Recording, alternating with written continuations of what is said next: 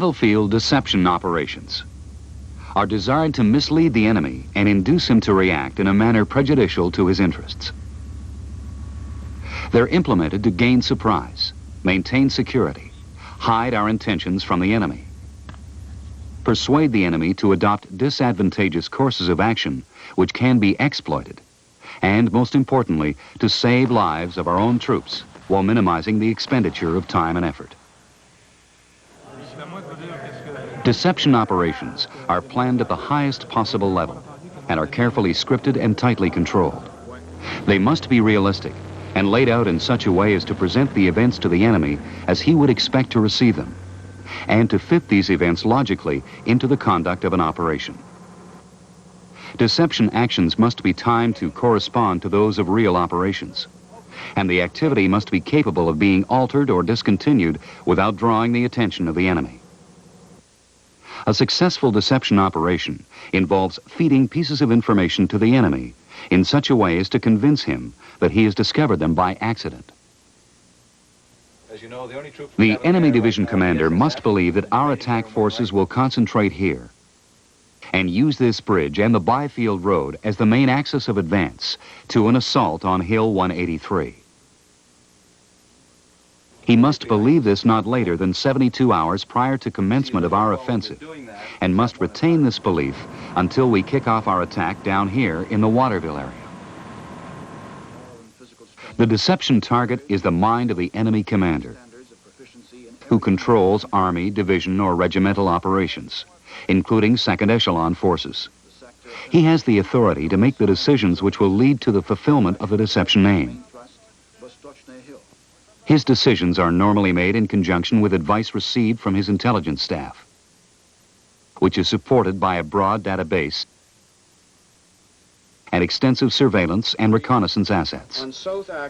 To achieve the deception objective, we inject false truths in the enemy's decision-making process. These distort the ability of the enemy commander and his staff to see and to respond to the true current situation.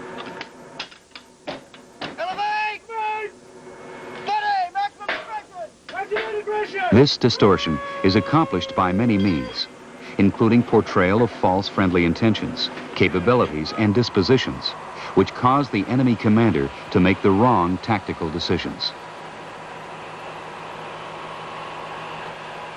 Deception can be carried out at strategic, operational, and tactical levels. Strategic deception is designed to mislead the enemy on the time, place, strength, and nature of intended operations at the highest level.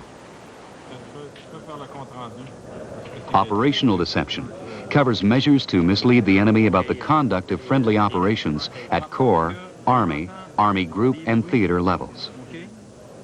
Tactical deception incorporates all measures to mislead the enemy on the battlefield and are normally planned at division and brigade level and below.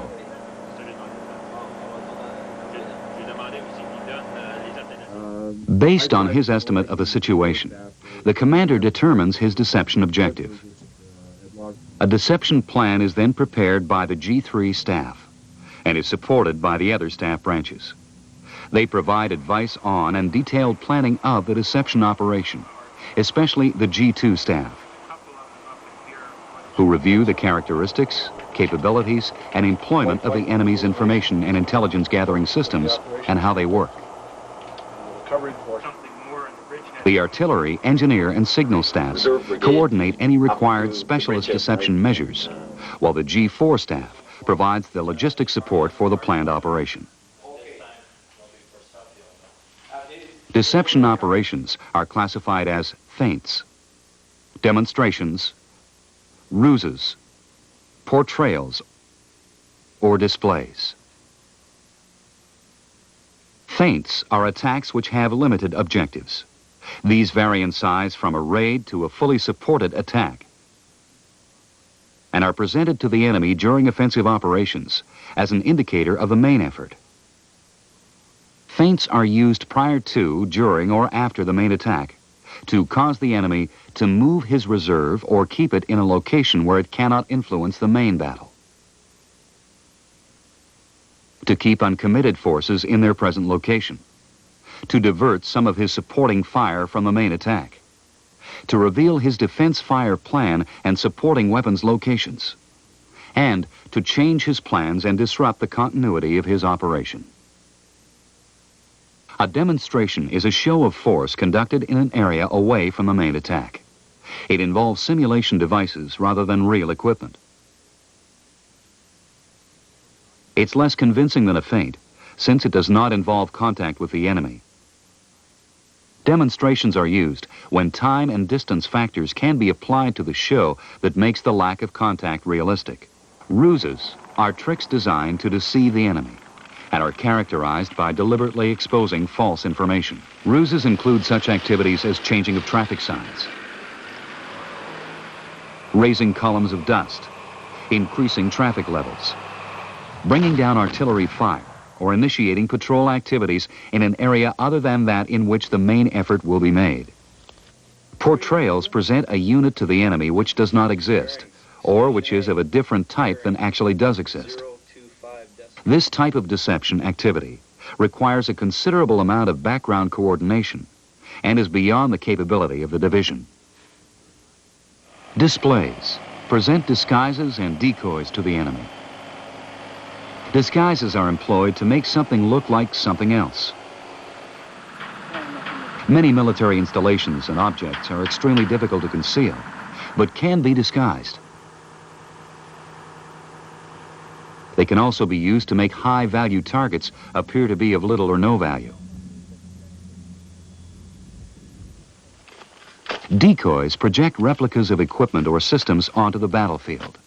They aid in deception by drawing the enemy's attention away from a more important area and provide something for the enemy's intelligence system to find. They can also be used to draw enemy fire, deceive as to the numbers of friendly weapons, troops, or equipment, to add realism to a deception story, to replace withdrawn equipment, and to provide false terrain and equipment relationships. Decoys must be located in logical positions, far enough away from actual targets to prevent their being hit by fire directed at the decoy. To be effective, decoys must be realistic, using real troops whenever possible. For example, a decoy such as a command post must have the associated vehicle and foot tracks, tents, an antenna array, field phone lines, wire, slit trenches, generators, occasional lights, noise, heat sources, and a reasonable level of personnel and vehicle traffic. It should be constructed so that its disclosure appears to result from ineffective camouflage and poor track discipline. There are many and varied measures which may be used to support deception plans.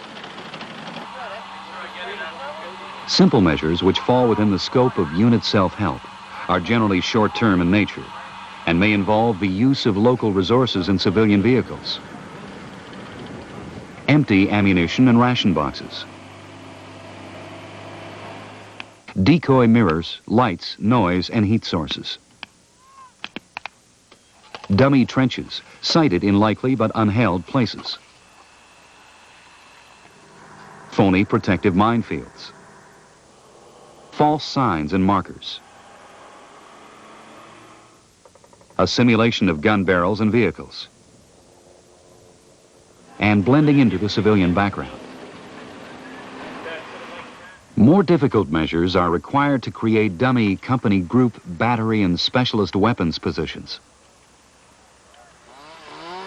The measures involve real equipment and manpower along with stores and equipment to support the deception. Sufficient time must be allotted to construct the position, and it may have to be relocated to retain credibility. A deception plan in support of a deliberate brigade attack requires even more complex measures and a greater assignment of troops and equipment. Here, the aim of the deception is to divert the enemy's attention and forces away from the area of main thrust. For instance, a battle group that has been tasked as the deception force in concert with an upcoming operation might be supported by artillery, engineers, and some helicopters. Deception measures will necessarily involve the use of electronic warfare operations to produce intelligence on the target, his knowledge, intentions, and expectations, to help counter enemy surveillance, and to convey false information to a wide range of sources. Deception planners must remember that the battlefield information that the enemy has collected electronically must agree with what he has seen, heard, and smelled. Some additional measures that will normally accompany a deception include camouflage, smoke, people and things, smells, heat, and noise. Camouflage, in addition to hiding the evidence of the real operation, can be used to deliberately expose what we want the enemy to observe. Smoke can be used to conceal equipment and unit activity, to simulate installations or situations where smoke would be used, to blind enemy observers, and to simulate damage, mist, and ground haze. Specifics of people and things will give a degree of realism to the deception, which will be difficult for the enemy to overlook. They must, of course, be in line with the deception activity.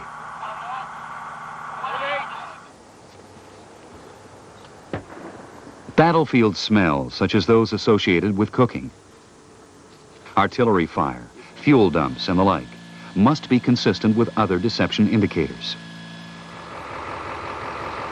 Battlefield noise and heat sources also assist in projecting the deception and must reinforce what the enemy sees. Wherever possible, they should portray the real sound and should originate from logical places. Battlefield deception operations are an effective way to achieve a degree of surprise and tactical advantage over the enemy. Whenever possible, the commander and his staff should incorporate deception activities into combat operations. The ultimate aim is to negate the enemy's choice of the time and place of battle and provide our commanders the optimum use of all available combat resources